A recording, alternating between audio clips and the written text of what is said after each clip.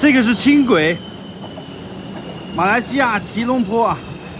它这里的车站很有意思，最边上走的是轻轨，然后这里呢是火车线路，并排的啊。然后这边呢就是汽车站。我现在要去 TBS 汽车站，坐车去马六甲了啊。来吉隆坡玩了1个礼拜了吧，今天去马六甲去买票。你看这个门搞得还挺有意思，这2个人欢迎的感觉。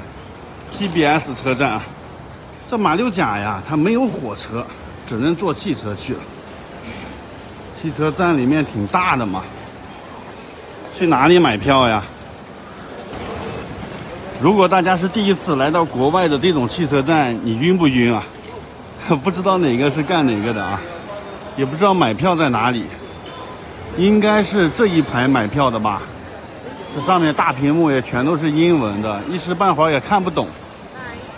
这里也有很多人排队，到底哪个是买到马六甲的这个窗口呢？我还得找一找啊，因为很多窗口。刚才我简单研究了一下啊，这个窗口是人工售票的，但是大家看到了排队比较严重啊。如果你不想排队的话，这边有这个自动售票机，我教大家怎么用这个机器买票啊。其实也简单，都是英文的啊。你看啊，它就是从哪站到哪站嘛。From 就是从 TBS 这一站出发，然后 to 是到哪站呢？你就找那个马六甲那一站，它是在吉隆坡，这个马来西亚的南方呢，就点这个南方。你得先知道马六甲那个车站名叫啥，网上先查好，就叫这个名字呢。然后今天是7号，然后现在是下午了嘛，你点这个 morning after evening， 点这个下午的车次啊，不然的话它出来一堆车次。下午你就选这时间，你看2点、2点半、3点、3点1刻，我随便选一个吧，选这个2点的。你看点确认就可以了，然后是1个人乘车还是2个人还是5个人，选一个。啊，这就是选座位的环节了，这是司机的座位，中间是靠走廊的，两边呢是靠窗户的，黑色的就是已经有人买过了，你就选这个灰色的座位就行了，随便选啊，点哪个他就选哪个，选个靠窗的就挺好啊，然后点这个继续，这个好像是买保险的，点 no。这里呢要写入你的名字啊。拼音汉语拼音就行了，然后把你的护照号码写进去，这个是手机号码，随便写上8位数字就行了。然后这里点确认，然后这边呢把钱塞进去啊，然后他就出票了。我的已经买成功了，给大家看一下，票就是这样子的。我买了下午2点钟的啊，价格的话就是12马币，相当于18、19块钱吧，不到20块钱。然后这个是检票口5号门，现在我去找这个5号门就可以了。这一抬头，这不就是1、2、3、4显的这个检票口吗？那从这里进去就候车就可以了嘛，是吧？这里是刷这个2维码就可以嘛。检票进来，这就找个地方坐吧。还有半个多小时坐车。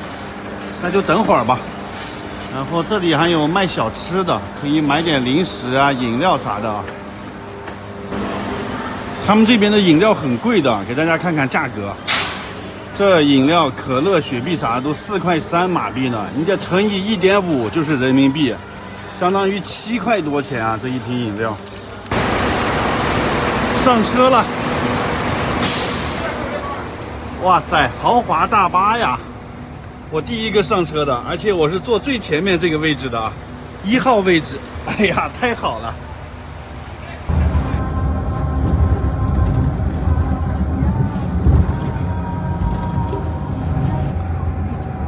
到了，开了1个多小时啊，这就是马六甲车站。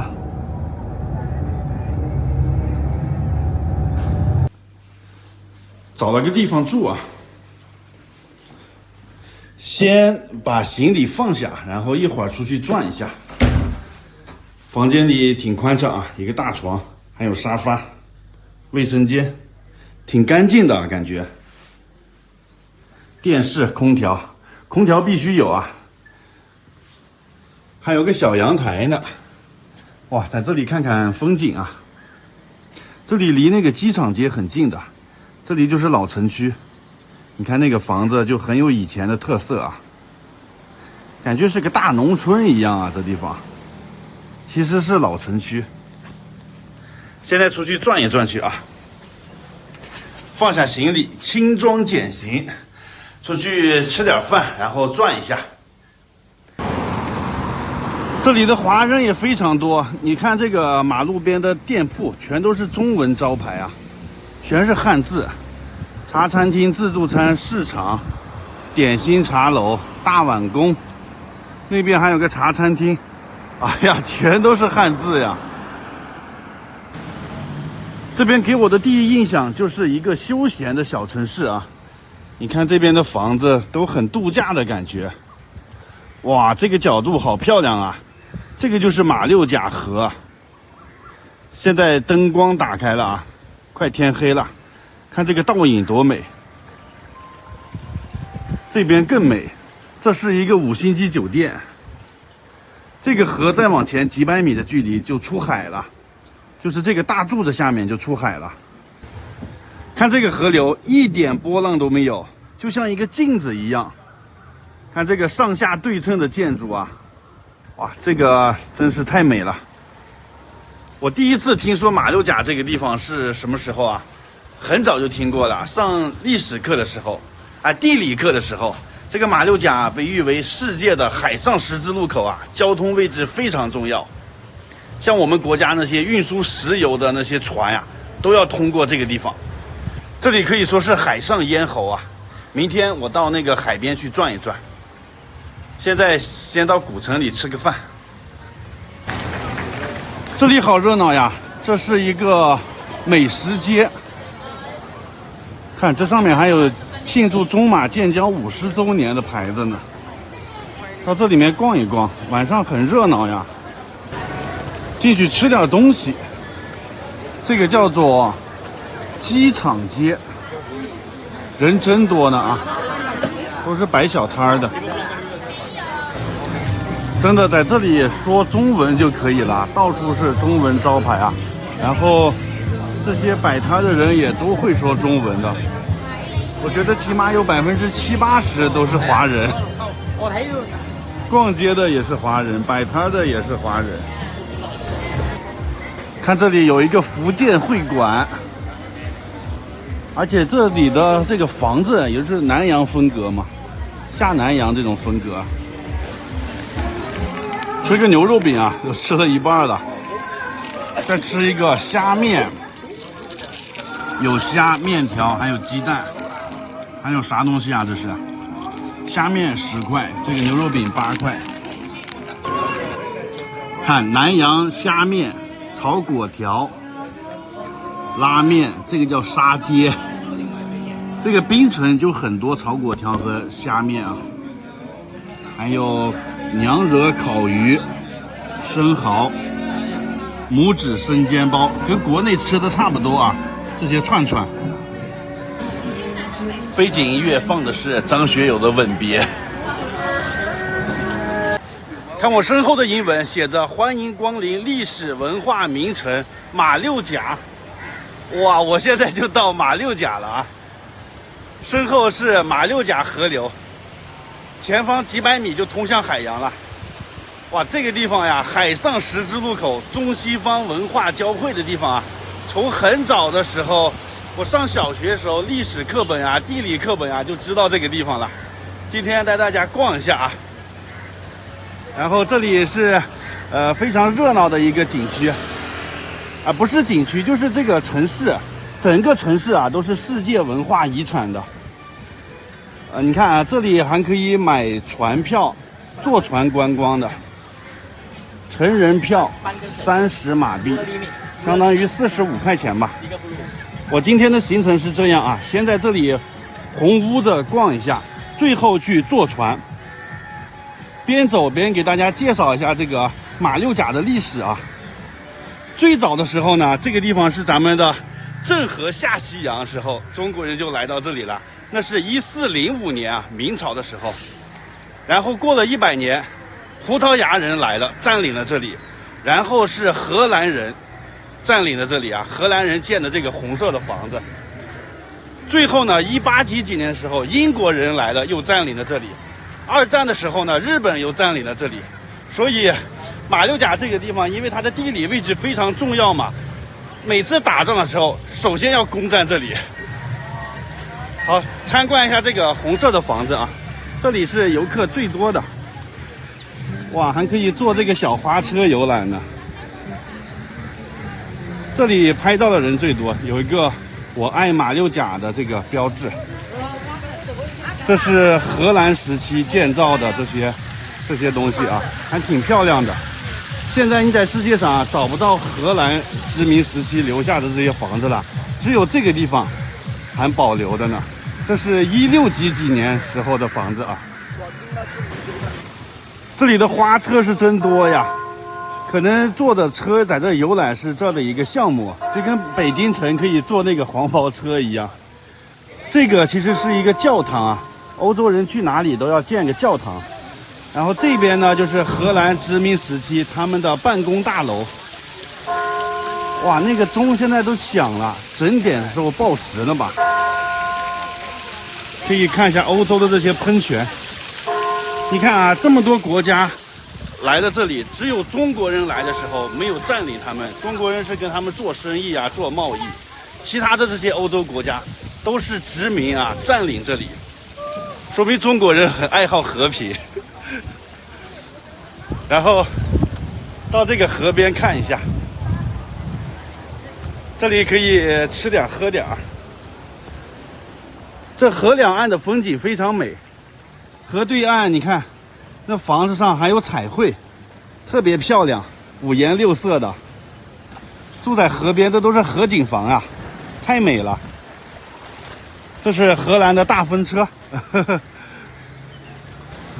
因为有那么多国家的人占领过这里，所以这里的融合了东西方文化啊，人口也是非常复杂，东西方的人都有。然后这些宗教也不一样，有基督教堂，咱们这个佛教堂，还有这些伊斯兰教堂，反正各个宗教的都有。好，现在到这个红屋的后面是一个小山头，到它上面看一看啊，从这里走上去。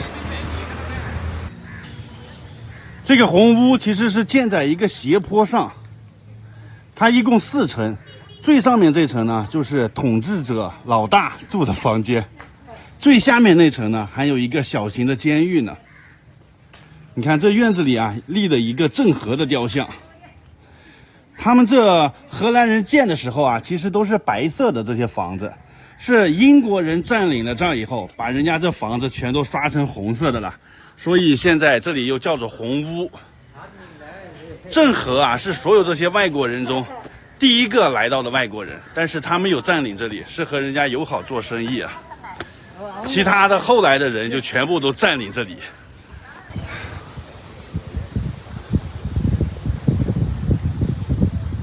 这个山头上就是这一片的制高点了，上来看看风景。这里有一个葡萄牙时期留下的教堂啊，2层的石头盖成的，但是荷兰人攻占这里的时候啊，把这都毁坏了，所以现在看到的就是废墟了。这里头的房顶也没有了，光剩下4周的这个墙壁了。可以看到这里有很多的这个石碑，这个其实是墓碑，就是荷兰人死了以后啊，他们就埋在这个小山包的4周围，然后这前面竖的墓碑，墓碑上呢就写着这个荷兰人叫什么，姓什么，几年出生，在这里干了什么事，一些他的基本信息。这后面还有这个房顶呢。哎，这里头墓碑是真多呀，因为他们的墓啊就埋在这个小山包的周围嘛。但是时间久远了，那些墓啊、遗骸呀都没有了，只剩下墓碑了。所以把这墓碑集中到这个教堂里放着了。以前不在这儿放着，从这个窗户口望出去，哎呀，你看那全是墓地，看见没？这个白色的这个全都是墓地，有可能放着荷兰人的遗体呢。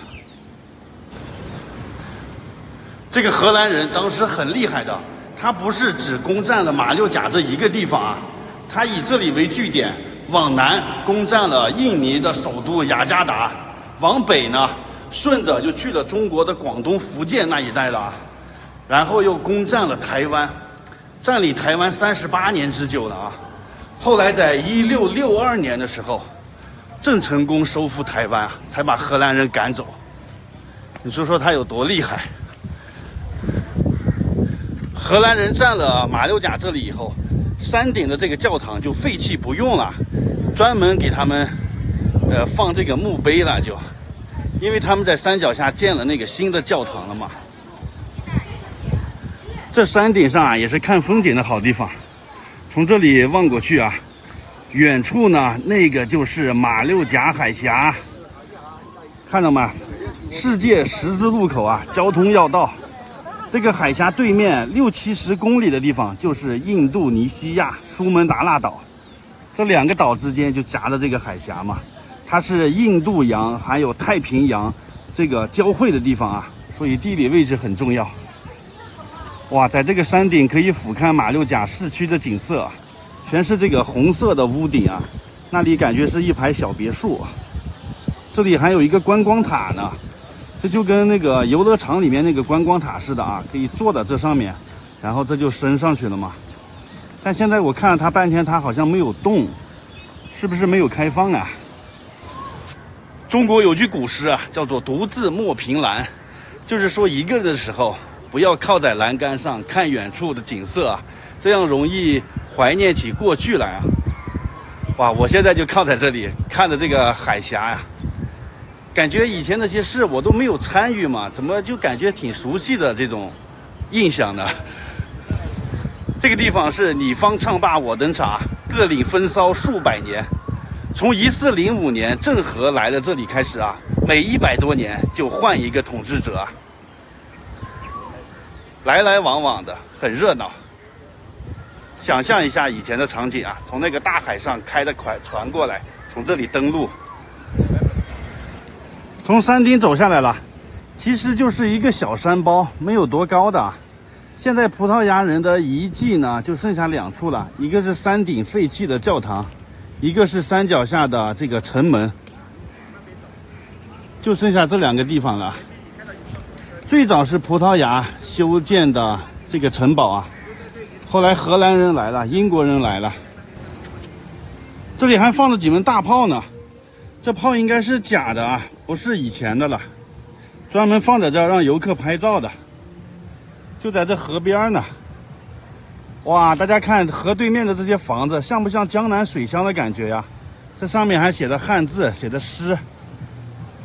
这些房子上写的都是中文，像鸡尾酒、晚餐、午餐、中餐。哎呀，坐在这河边吃饭，喝点饮料，不错的啊，景色太棒了。这个马六甲它现在一共是102万人口啊，华人占比很高的，因为华人是最早来到这儿的嘛，郑和下西洋时期就过来了啊。再讲一点小历史啊，其实从郑和船队来这里之前啊，这个地方只是一个海边的小渔村，并不是一个国家或一个王朝。郑和1405年来的嘛，这里1402年啊才成立了马六甲王朝。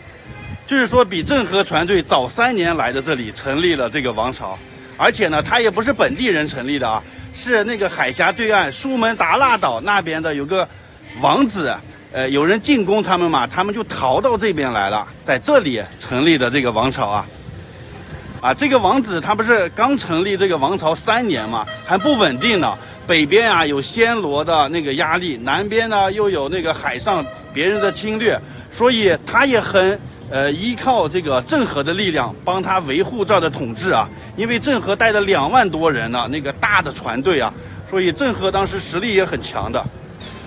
后来郑和船队回国的时候，这个王子就随着船一起回去了，面见明朝皇帝，意思是我是你的藩属国，你要派兵来保护我啊。后来明朝呢还把公主嫁到这边来啊，带了500个随从，他们就慢慢的生活在这里嘛。然后郑和呢也把这里作为那个船队的中转补给站，也留下很多官兵在这里啊。所以慢慢的这个华人就定居在这一片了。华人和本地的女的结婚了以后，生下的那个小孩啊，男的叫做巴巴，女的叫做娘惹，这就是娘惹文化的来源啊。新加坡呀、马来西亚呀，这个很多娘惹的，这里还有个娘惹博物馆呢。下个视频带大家去看那个娘惹博物馆，还有坐这个运河上的船啊。好，这个视频先拍到这里了，我再去转一转，拜拜。中午吃饭的话，就去这个机场街，这里面全是华人开的店铺啊，非常的热闹。你看这大门口啊，有一条巨龙盘旋在这里，你看它的身体在这绕了一个大圈，太霸气了啊！马中有一，50年啊，建交50年啊。这门口有这个海南鸡饭，尝一下吧。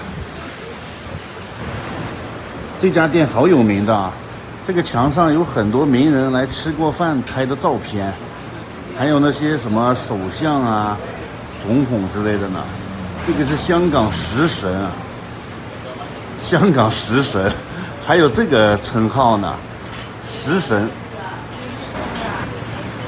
我来了个鱼丸汤，这个鸡饭啊，著名的招牌鸡饭，米饭，这个是用米弄成的球啊，大米揉成球，全部吃完，光盘行动，鱼丸汤都喝完了。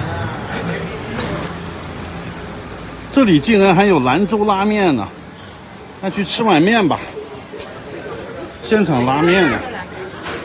这个是价格，清汤拉面15块钱啊，20多块钱一碗，这是其他的面。来了碗清汤牛肉面，倒点醋啊，牛肉还挺多的，你看，15块钱，比国内卖的贵啊，但是确实牛肉给的多。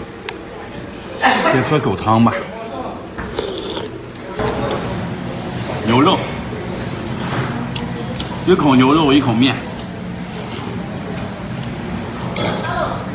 跟国内的味道一样啊。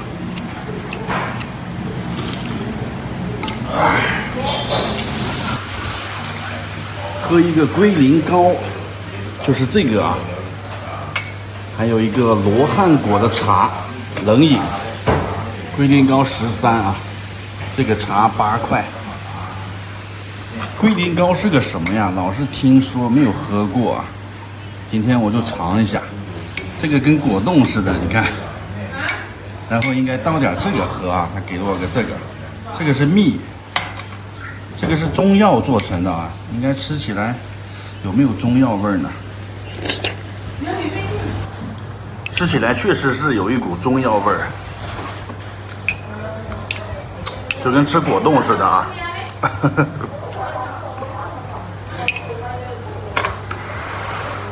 罗汉果凉茶，清热润肺的。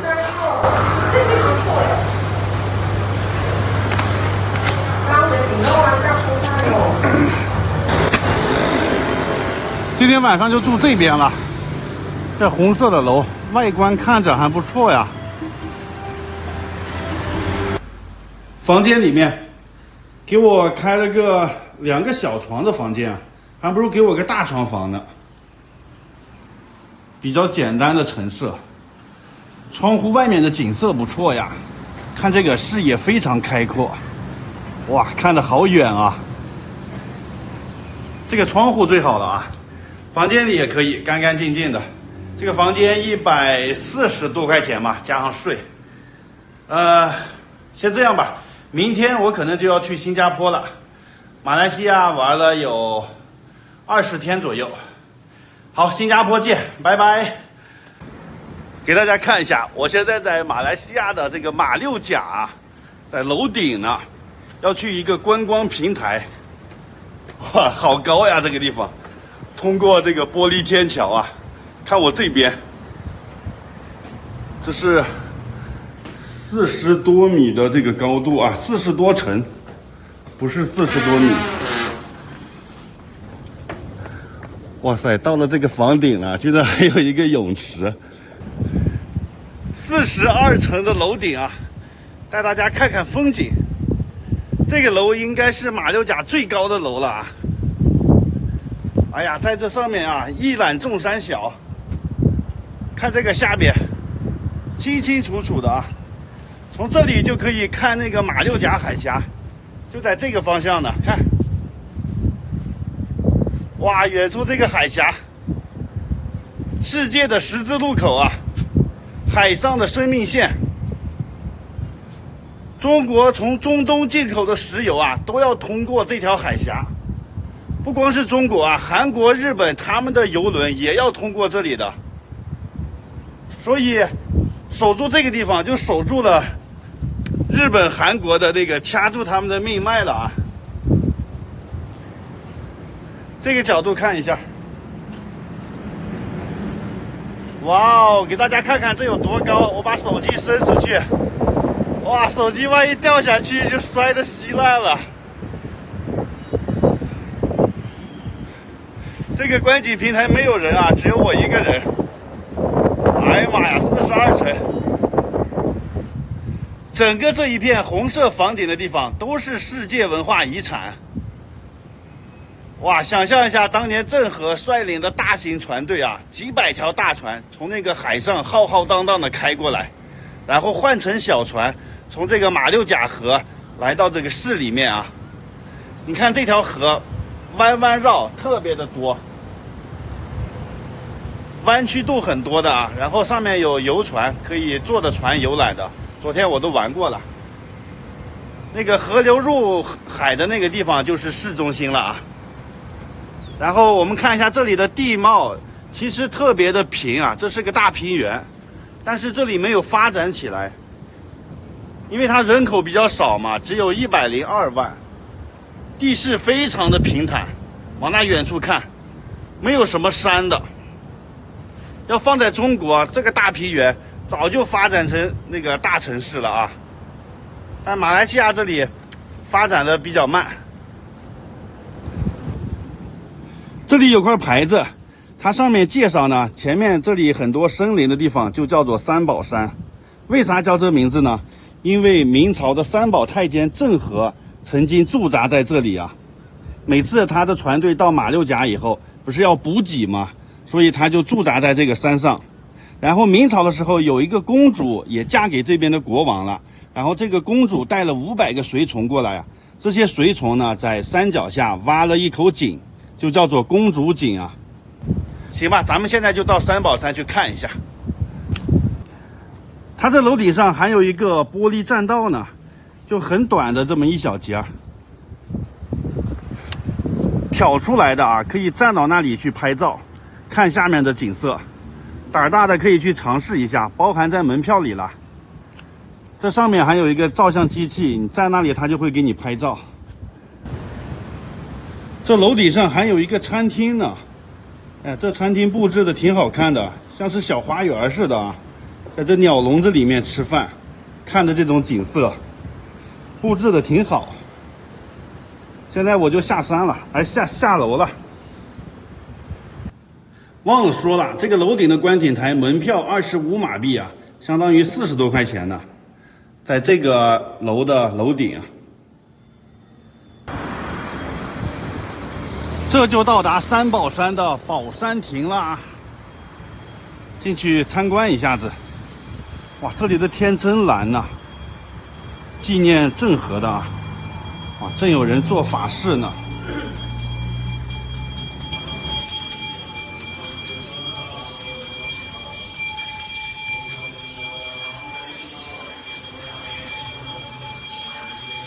最中间供奉的就是郑和大伯公。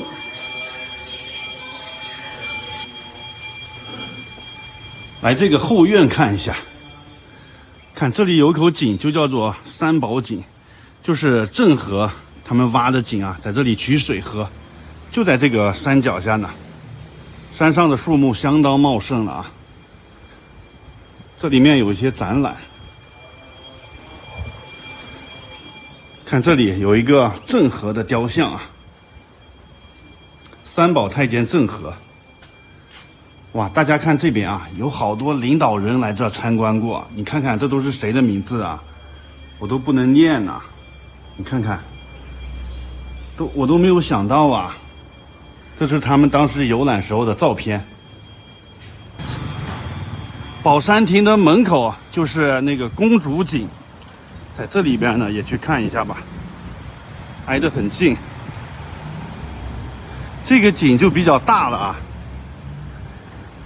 看，专门给公主打的井，还挺深的啊。现在废弃不用了，后来不是葡萄牙人来了吗？那个将士们就往这个井里面投毒了，就毒死了很多葡萄牙人。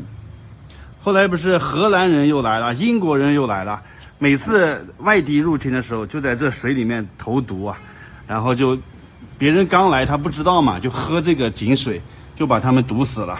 这有介绍呢啊。现在我到了马六甲汽车站了啊，要坐车去新山了。看啊，我就坐这趟车，3点半的 JBLAKIN， 这个就是马来西亚新山，马来西亚最南端的那个城市。新山的对面就是新加坡嘛，改天去新加坡，所以今天先坐到新山啊，在这检票。21块钱车票，现在有点下雨了，上车。这个车好宽敞的啊，这边就1排座位，这边2排，很宽敞。